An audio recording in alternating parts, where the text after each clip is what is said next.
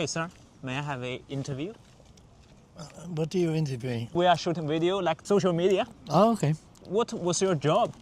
Well, I'm retired now, but I'm giving talks and things and radio comedy and theatre work. How old are you? 87. And when did you retire? I never retire. I never retire. I'm on the go all the time. Why do you sit here? I come for an organ recital on the second Friday of the month over at the church over there. So I went round the corner to get something to eat and I've come to have a look at the garden. Why did you choose the job? I don't know, it just happened really because I was in the Royal Air Force and I went out to, worked in Southampton and worked on the H-bomb shops out in Christmas Island. That was in 1958. We worked in Air Ministry London in civvies, we didn't wear in uniforms, on Churchill's war room. We were working two floors down and you had to phone up to see what the weather was like, to know whether it was raining or not, because obviously we were working two floors underground, you didn't know what the weather was like upstairs. When I went out to New York, we flew out on civilian aircraft, British Overseas Airways, BOAC it was, and came down in New York in a blizzard in 1958. Didn't see anything of New York. Flew across the States to San Francisco on TWA, Trans World Airlines, which we called Try Walking Across. And from San Francisco we flew out to Honolulu, and then from Honolulu out to Christmas Island in civilian, in Royal Air Force planes out to Christmas Island. Another time I spent a month during the Suez crisis in 1956, when those in Cyprus went out to Suez. And then I was back in London, Air Ministry London. When I came out of the Air Force, I went to live on an island in the Bristol Channel called Lundy. It takes about 3 hours to get to the island, 24 knots, for coming off Devon or Bideford. And they've got about 23 self-catering places now. When I lived over there, it was a privately owned island, and there were no licensing laws, and the pub would stay open as long as anybody wanted to drink. I can remember the publican and his girlfriend. They got a row or something. It was about the publican and his wife. They were having a row, and there was a great big jar on the counter of pickled eggs.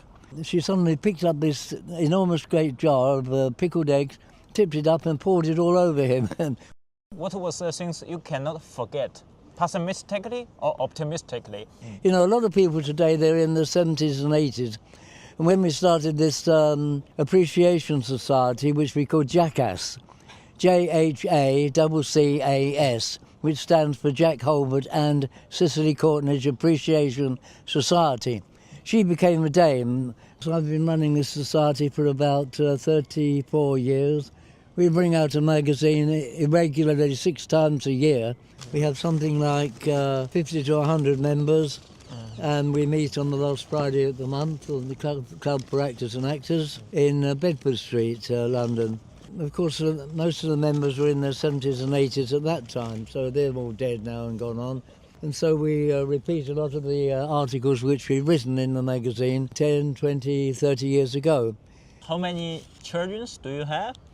I've got 2, and they're both married now. Mm-hmm. My son lives in Lancaster Gate, and my daughter lives in West Brompton, so they're fairly close. Who take care of you? Nobody takes care of me, I take care of myself. I live by myself, I do my own cooking, I run my own garden. My son comes in once a week to see if I'm still alive, I suppose. Where is your wife?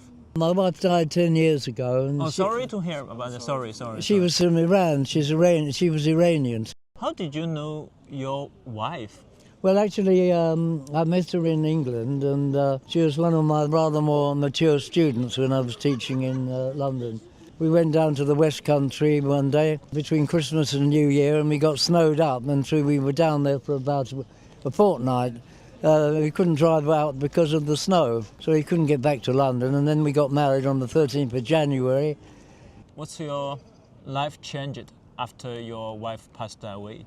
I was able to do exactly as I wanted to do, and I could live at home, and if I wanted to get up and have breakfast at 3 in the morning, I could do it, and then go back to bed again. It's quite an advantage in living on your own, because you can do just what you like and get up when you like. There's nobody to say, oh, don't come in May I ask one personal question? Okay. How much pension do you have monthly? I've no idea.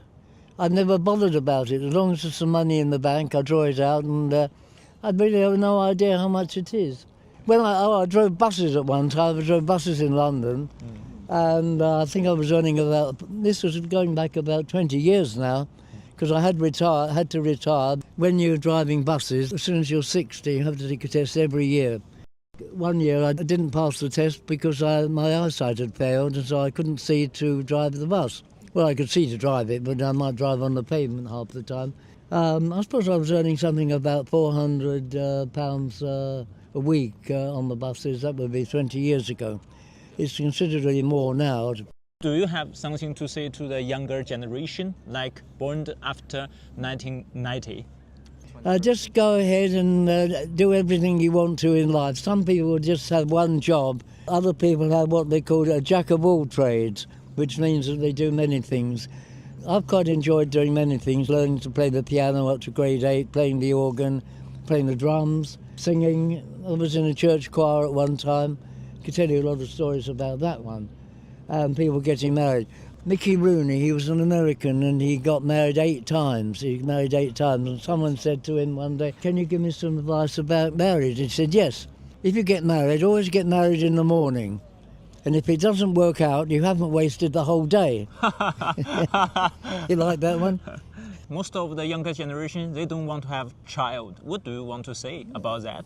Let them do exactly what they want to. The world is overpopulated anyway. And if someone doesn't want to get married, oh, jolly good, that's okay. I don't mind, it's up to them. My son has got married and has no children at the moment. And if you get into a way of life of not having children, somehow or other you're quite happy doing the sort of things that you do, because life changes. Okay. I don't get paid for this interview, do I? I will pay you a cup of coffee, all right? Oh, look. Have you been to China? I've not been, no. I'd quite like to, the Great Wall of China. We've got a great wall in this country called Hadrian's Wall. What happened in the Second World War in China then? They were at war with Japan, weren't they, I suppose? As we were. Japan tried to invade us and conquer China. Japan did, yes. Yeah. They tried to. They're still disputing over various islands, aren't they, in the sea around China and Japan. But finally, Japan failed. Black coffee and with 3 sugar. Yeah, we got sugars there. And how do I pay? Visa. Hey, sir. Here you go. Put it on the table. Oh, I see. All right. Thank you. Bye. I'll get some more maybe. Thanks very much. Okay.